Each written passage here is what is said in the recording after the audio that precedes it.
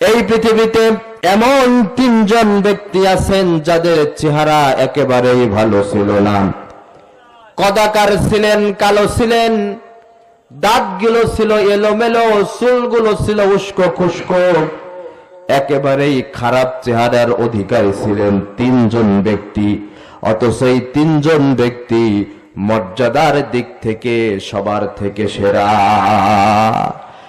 একজন হচ্ছেন হযরতে বেলাল রাদিয়াল্লাহু তাআলা আনহু, দ্বিতীয় জন হচ্ছেন হযরতে ওমর ফারুক রাদিয়াল্লাহু তাআলা আনহুর গোলাম কৃতদাস, তার নাম হযরতে মাহজা রাদিয়াল্লাহু তাআলা আনহু। আর 3 নম্বরের ব্যক্তি যিনি, তিনি হচ্ছেন হযরতে লুকমান আলাইহিস সালাম। সুবহানাল্লাহ। আপনি চেহারা দিয়ে করবেনটা কি যদি আপনার আমল ঠিক না থাকে? চেহারা দিয়ে করবেনটা কি? শিক্ষিত হয়ে করবেনটা কি? ধনাঢ্য ব্যক্তি হয়ে করবেনটা কি?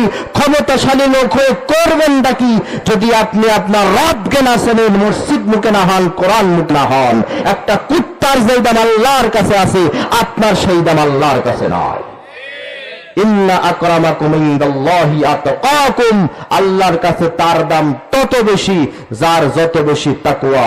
ইন্নাল্লাহা লা ইয়ানজুরু ইলা সুওয়ারিকুম ওয়া আমওয়ালিকুম, Allah does not look to your face and your wealth.